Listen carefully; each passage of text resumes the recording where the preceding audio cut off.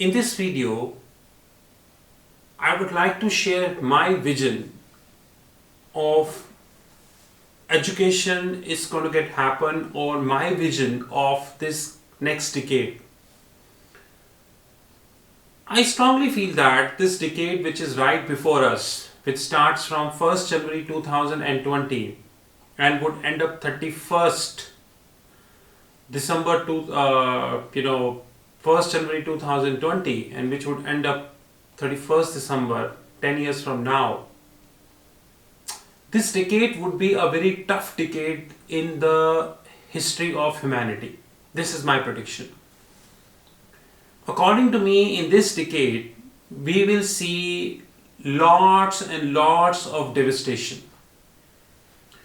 This devastation will not only be on the ecological front, which is the environment, because that is also a fact that human beings played heavily with the environment. Like, I'm not a scientist, but I was reading one of the articles on internet. Every day I spend 2 hours on self-study, and I was reading an article and I got to know that around 50% of the coral reef in the various seas of the globe, it's already damaged. 50%, which means half. And whatever half is left, it would be damaged probably in another 7 to 8 years if the global warming continue. I once again claim I am not a scientist, but this article claims that if the earth temperature rise, which is set to rise after the bushfires in Australia and recent bushfires in California, it would have a direct impact on the coral reef. Because when the sun rays come, it enter into the sea and the coral reef will get damaged, and coral reef will also get damaged because of the water pollution. So both factors are contributing their role. So on an ecological front, I am damn sure that 99.99% more damage will happen to the environment. The average age of the human being, which is somewhere 70 to 75 today, will maybe decrease to another 5 to 10 years. And God knows that average age in Europe will further fall down. I don't know.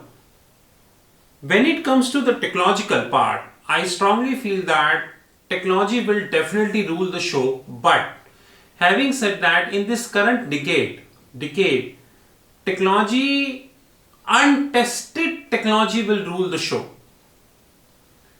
Or semi-tested technology will rule the show, or half-baked technology will rule the show. Example, artificial intelligence. Like, I don't know till what extent you watch Davos carefully, but I always watch Davos carefully. That is a different thing that I fail to understand. Once again, I say that why people like Sadhguru are invited in Davos. I really doubt there is no place for that gentleman in the Davos. Davos is for international fraternity. It is for bankers. It is not for Sadhguru, who do not know the difference between forward and option.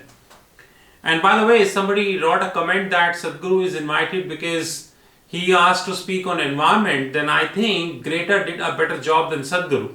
You can open YouTube and you can see that Sadhguru even talking about those topics which an ideal gentleman should not talk. I hope you understood. Anyways, move forward. We feel that in 2020, specifically from a technological side, in this decade, the untested or half-baked bread will get sold, and that too at a very heavy price. Example, artificial intelligence. Artificial intelligence, like one of the comment made by the Google CEO, is very right that we should have a global code as far as the artificial intelligence is concerned, and we should also have a global principal body as far as the artificial intelligence is concerned. Example, regulation. When it comes to aviation, you have a global body. When it comes to trade, you have a global body, World Trade Organization. When it comes to finance, you have multiple bodies, World Bank, International Monetary Fund, International Financial Corporation, the list is long. When it comes to central banks, independent central banks have independent countries have independent central banks. The way they run their system, that is a completely different thing. Like some countries are London, some are Singapore, and some are Somalia. So that's also a fact. But the point is that there should be a global code for artificial intelligence, because in the absence of a global code, everyone will write artificial intelligence according to his or her requirement, which is no show. So example, why do we have global accounting standard bodies like FASB, Financial Accounting Standard Board, and IASB, International Accounting Standard Board? FASB is a custodian of US GAAP, while IASB is a custodian of IFRS. Why do we have that? If there is no need for a global code, then why do we have IFRS? Why the world is moving towards IFRS? If we do not need a global code in the artificial intelligence, then why do we have BIS, Bank for International Settlement? And by the way, Bank for International Settlement is not a central bank. Why in October 2023, which is probably 3 years from now, the world would be, unite on the Basel III norms? Several countries win, several lose. So that unification in the artificial intelligence is mandatory. We should have a principal body in that regards, else it would be a big failure. Example, the way Facebook see Libra, Bank of Canada do not see, although they are running their own, which is known as CBDC, Central Bank Digital Currency. The way People Bank of China see, Monetary Authority of Singapore do not see under project to be. Now Thailand is also joining the race. And one of the, I'm not saying negative, but a surprising factor for me is that the World Economic Forum created a consortium, and under this consortium, what they actually did, they made a kind of setup who will decide about the future of the central bank digital currencies. And whatever limited information from BIS and other sources is there in the media, is confirmed that around 78 plus central banks of the globe are decided to go ahead with the digital currency, and definitely it will take some time. When it comes to financial market, I preferably see that 2000 and in this next 10 years will definitely not conducive for financial market. So all the asset classes will going to get hit, the returns would be very volatile, and we would be moving towards quant based funds, which is also known as democratization of trading. I'm sure that in the next 10 years, in this decade, we are moving towards a democratization of trading. And having said that, majority of the degree courses which is being taught, when we talk about education, it is not completely in sync with the requirement. Example, CFA, Certified Financial Analyst, is not Chartered Financial Analyst. Certified Financial Analyst, FRM, Faltu Risk Management, in all these degrees, they are nowhere competent to teach what is required.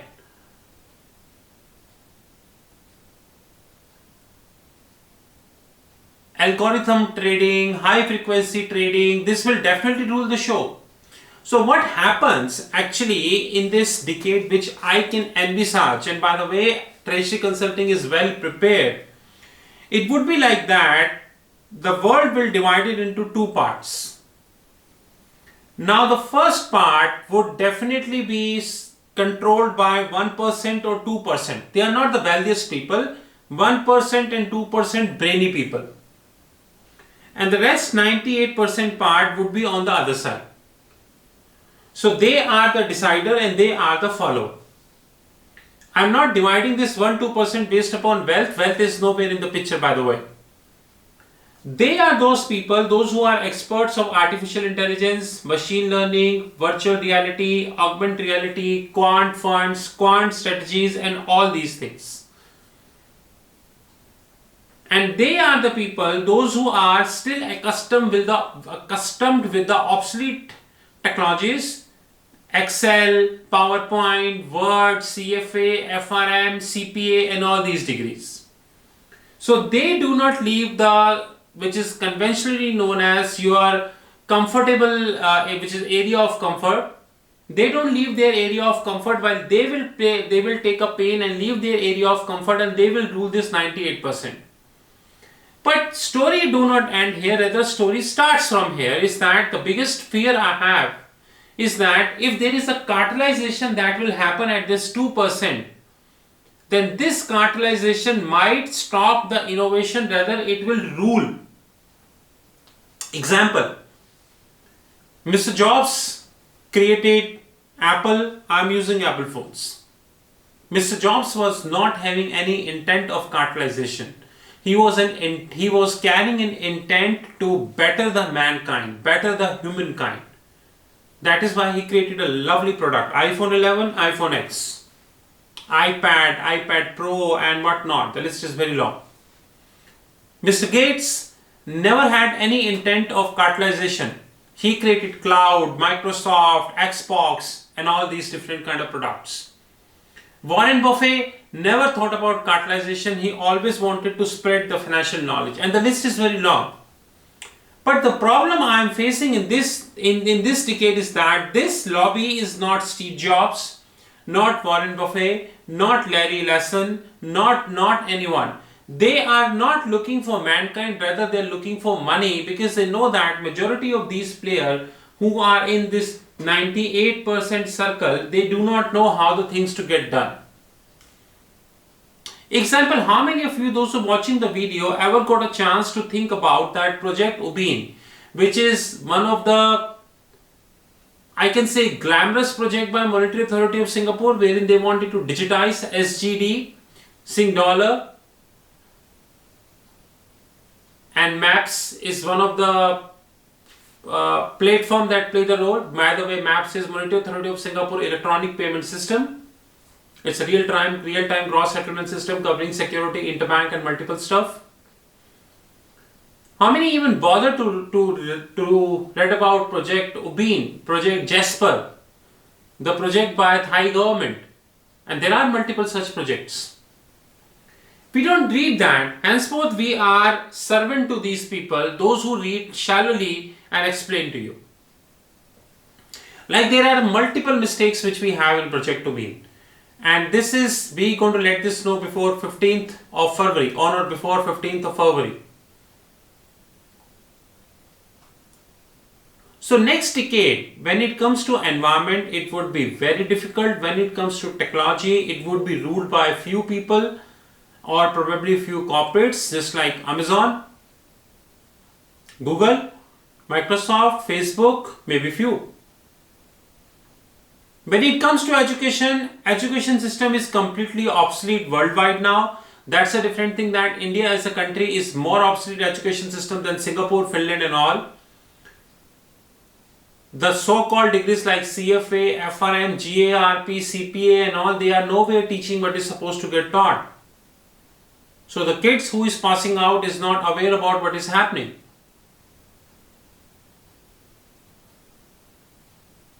And last but not the least, when it comes to regulatory, I really don't think that regulatory is also serving the purpose. Example, I have hardly seen that even MAS, Monetary Authority of Singapore, Federal Reserve, European Central Bank, Bank of England hardly came up with any such presentation or a video. Like I tell you one thing, you just open YouTube and type Monetary Authority of Singapore, Federal Reserve, Bank of England, Bank of Canada, Reserve Bank of Australia, Reserve Bank of New Zealand, and list is very long. And just see how often are they uploading the video and giving you the news, or where their governors come in public domain and share their thoughts with the people to make you educated. They don't. They come in the public domain and talk too much about digitization. In fact, without quoting the name, people are doing projects to digitize their currencies. But when you see on the YouTube, just like MAS is running a digitization project or Project Ubin.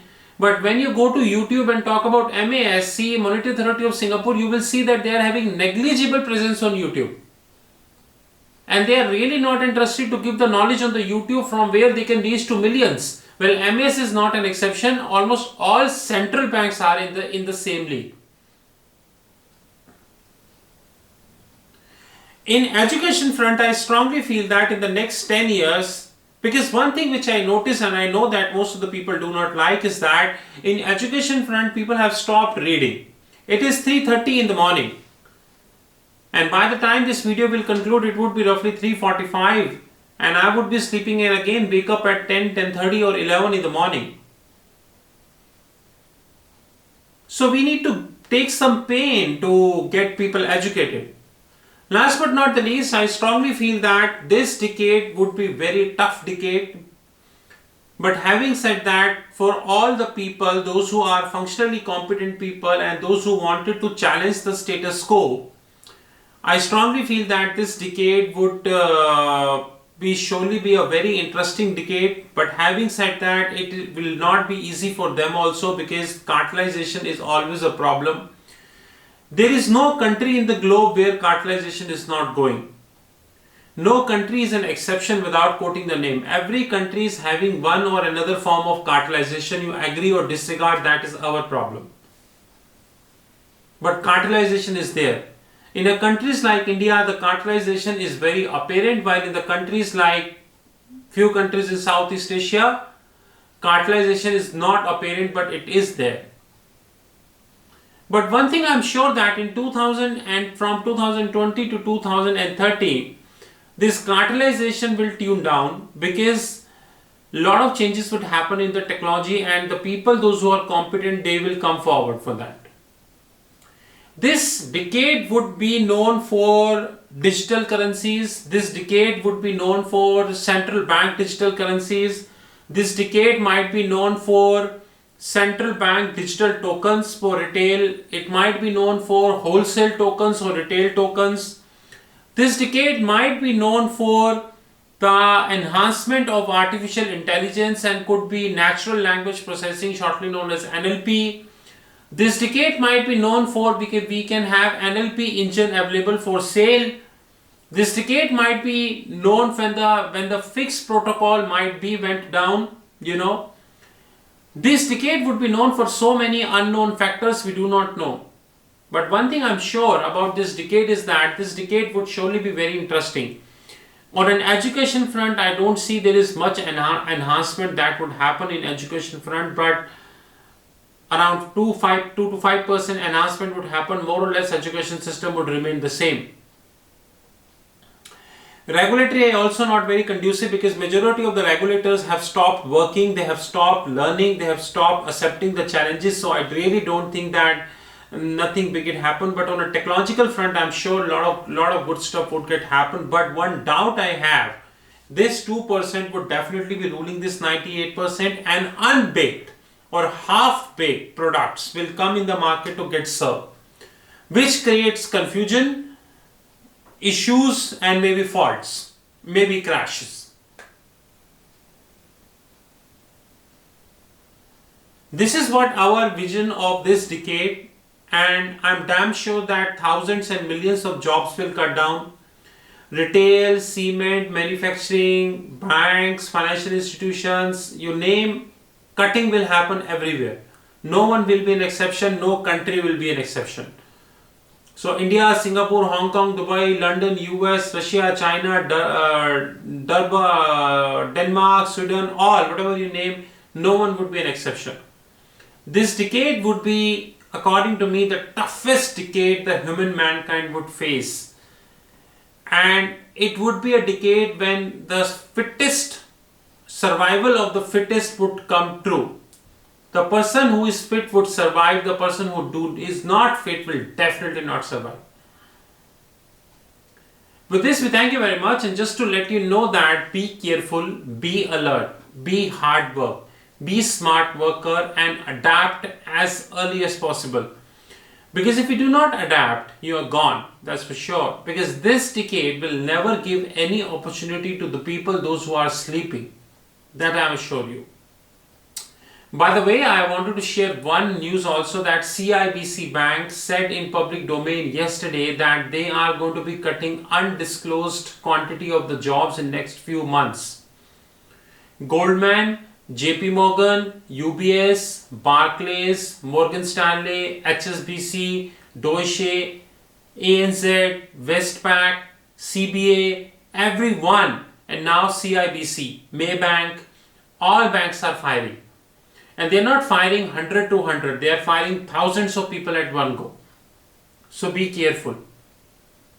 I'm sure probably in a month time or maybe in a week's time or a fortnight time, CIBC come in public domain and share how many jobs they cut, but job cut would surely happen. So this decade, one has to be on his toes if you really wish to survive. If you do not wish to survive, then enjoy. That's my vision of this decade.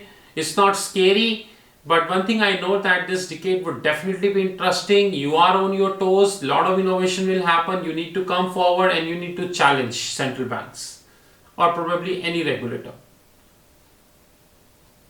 For this, we thank you very much. You know my mobile number, which is +91 9899242978. You know my other number, which is 9818485155. I repeat, 9899242978. My alternate number 9818485155.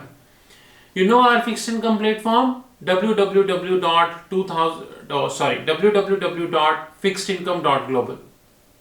www.fixedincome.global.